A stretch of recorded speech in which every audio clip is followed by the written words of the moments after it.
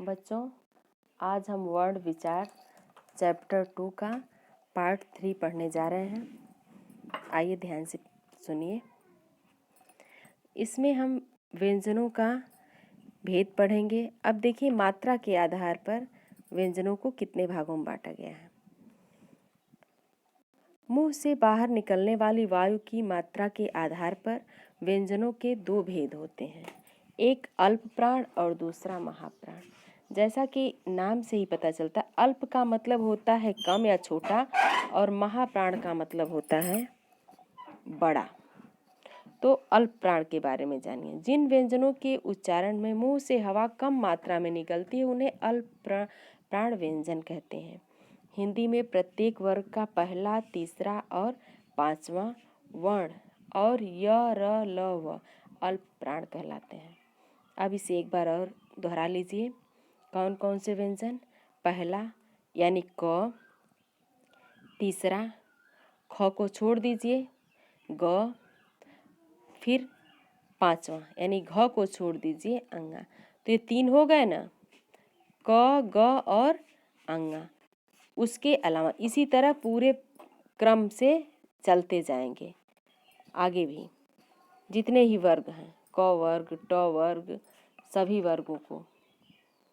फिर च वर्ग, त वर्ग, प वर्ग, सबका पहला, तीसरा और पांचवा। इस बात को याद रखिएगा। ये अल्प प्राण है और उसके अलावा य, र, ल, व अल्प प्राण कहे जाते हैं। अब महाप्राण क्या है? महाप्राण वो हैं जो अल्प प्राण में नहीं आते हैं। जिन व्यंजनों के उच्चारण में मुंह से हवा अधिक मात्रा में बाहर निकलती है उन्हें महाप्राण कहते हैं। प्रत्येक वर्ग का दूसरा और चौथा वर्ण और श, स, ह महाप्राण कहलाते हैं। ठीक है। अब आगे देखिए, वर्ण विच्छेद।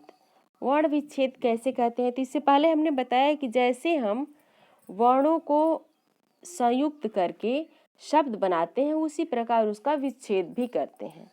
वर्ण विच्छेद से तात्पर्य है किसी भी शब्द में प्रयुक्त वर्णों को अलग करके दिखाना। ऐसा करते समय व्यंजनों को स्वर से अलग करके लिखा जाता है। जैसे भारत लिखा है, इसमें क्या क्या मिलाकर हम भारत बनाए हैं? तो भ, आ, र, अ, त, अ, इस तरह भारत लिख दिया गया। अब देखिए, वर्ण विच्छेद करते समय ध्यान रखने योग्य बातें। अब वर्ण विच्छेद करते समय कुछ बातों का ध्यान रखा जाता है, उसे भी आप देख लीजिए। सभी व्यंजनों में अ की ध्वनि निहित होती है। जितने भी व्यंजन होते हैं वह स्वतंत्र नहीं होते हैं, क्योंकि बिना स्वर के कोई भी व्यंजन पूर्ण नहीं होता, इसलिए सब में अ की ध्वनि लगी होती है। यदि स्वर रहित व्यंजन है तो उनके नीचे एक तिरछी रेखा खींच दी जाती है, जिसे हलंत कहते हैं। ये भी हम बता चुके हैं। वर्ण विच्छेद के कुछ उदाहरण, जैसे यहाँ कुछ उदाहरण दिए गए हैं। जैसे प्रश्न है, उसमें क्या क्या है? तो प, र, अ, श, न, अ, इसे मिलाकर प्रश्न बनता है। उसी प्रकार और भी शब्द दिए गए हैं जिन्हें आप देख लीजिए। आगे देखिए, अब र के कई रूप दिए जाते हैं, उनके अलग अलग रूपों का वर्णन देख लीजिए। र के विभिन्न रूप। र की स्थिति सभी व्यंजनों से अलग होती है। विभिन्न बिंदुओं पर ध्यान दीजिए। यदि र स्वर रहित है तो उसे साधारण र के चिन्ह से लिखा जाता है, जैसे रेखा, रजनी, रात, रमा। दूसरा नियम, यदि स्वर रहित र व्यंजन के पहले आता है तो उसे सभी व्यंजन के ऊपर इस प्रकार लिखा जाता है, जिसे हम रेफ भी कहते हैं। जैसे अर्पण में धर्म, वर्ष, गर्व। नंबर तीसरा देखिए नियम, यदि र से पहले कोई भी स्वर रहित व्यंजन हो तो र उसके नीचे खड़ी पाई में हुक के रूप में लगाया जाता है। जैसे आप देखते हैं व्रत, क्रम, पत्र, प्रश्न आदि। अगला नियम है, ट ड के नीचे र इस प्रकार लगाए जाते हैं, जैसे ट्रक, राष्ट्र, ड्रामा, ट्रम आदि। जब श स्वर रहित हो और उसके बाद र हो तो उसे इस रूप में लिखा जाता है। जैसे स और र मिलाकर स्र बनता है, तो मैंने बता दिया है। उससे शब्द बन गया श्रम, आश्रम, परिश्रम, श्रेष्ठ आदि।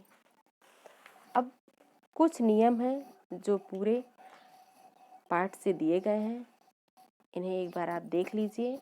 उच्चारण की सबसे छोटी इकाई को वर्ण कहते हैं।